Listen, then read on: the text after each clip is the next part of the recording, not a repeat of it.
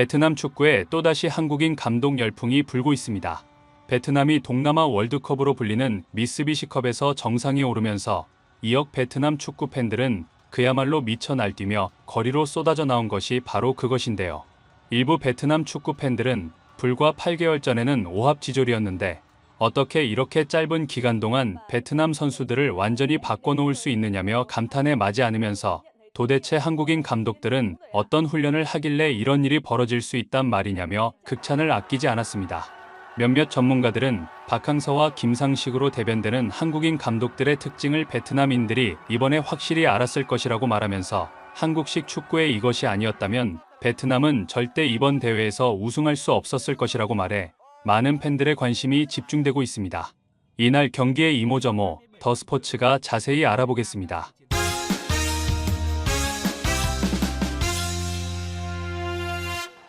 베트남 축구 대표팀은 지난 5일 태국 방콕에 위치한 라자망갈라 스타디움에서 태국과 2024 아세안 일렉트릭 미쓰비시컵 결승 2차전을 가졌습니다.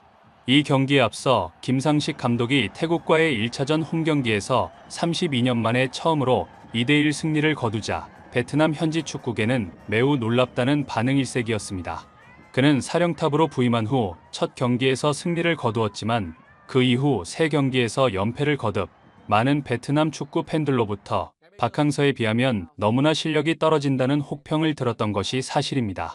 하지만 김상식 감독은 이번 미쓰비시컵에서 무패를 달리며 결승까지 올라 이 같은 비난을 일거에 잠재워버렸는데요.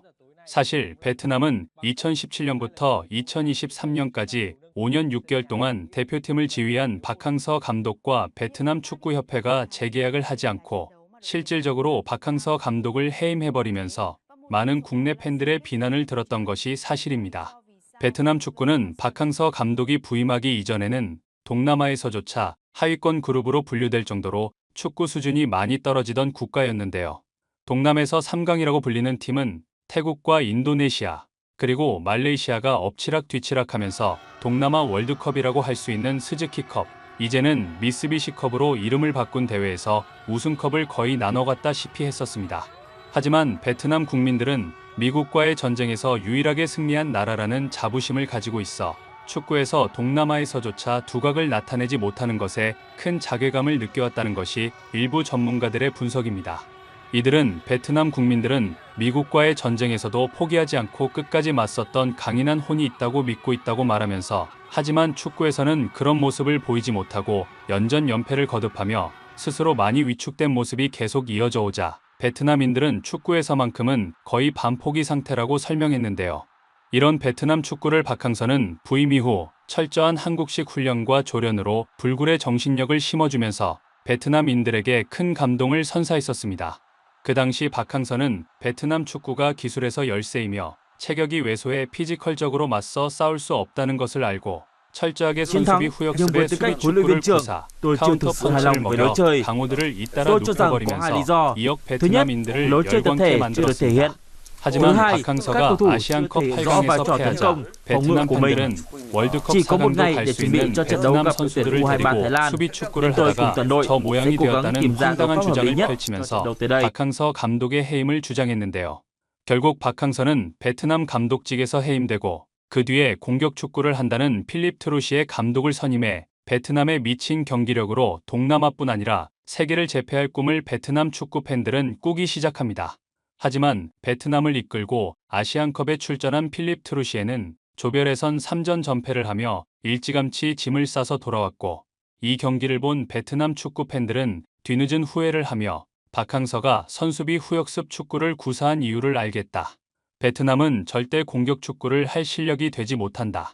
무조건 내려앉아서 수비를 하다가 상대가 수비 라인을 많이 올린 수비 뒷공간을 타격하는 역습 축구를 하지 않는다면 절대 강자를 이길 수 없다는 자주 섞인 반성을 하며 박항서를 다시 모시기 위해 노력을 하지만 결국 박항서는 베트남 감독직을 고사하는데요. 그 뒤에 부임한 김상식 역시 선수비 후역습 축구를 펼치자 이 경기를 지켜본 베트남 축구 팬들은 답답하고 지루한 경기를 한다고 또다시 목소리를 높여 이 주장을 접한 국내 팬들로부터 자신들이 무슨 피파 랭킹 20위쯤 되는 줄 안다는 비아냥을 들었습니다.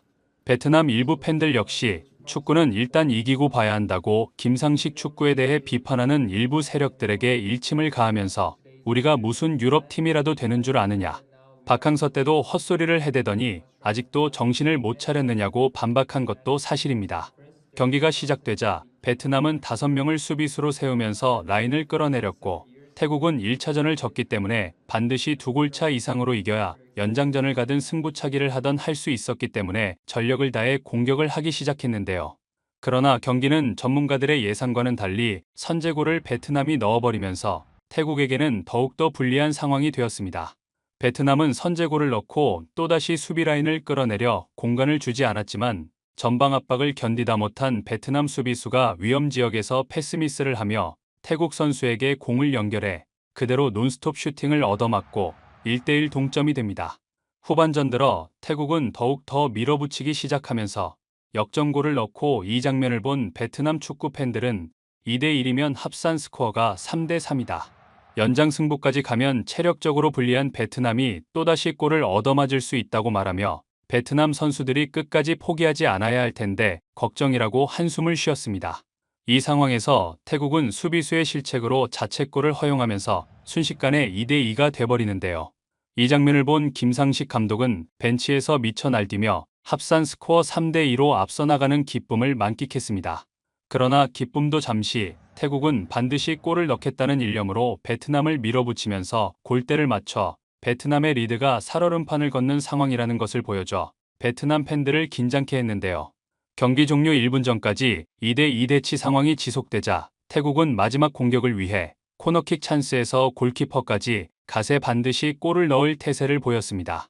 그러나 이것이 베트남 수비수 머리에 맞고 앞으로 흐르고 이것을 잡은 베트남 선수가 비어있는 골대로 그대로 슈팅, 결국 3대2가 돼버리며 경기가 끝나자 이 장면을 본 베트남 현지 축구 팬들은 일제히 오토바이를 타고 나와 길거리를 가득 메우며 김상식 고마워요, 한국 사랑해요를 외치며 우승에 대한 기쁨을 만끽하고 있습니다.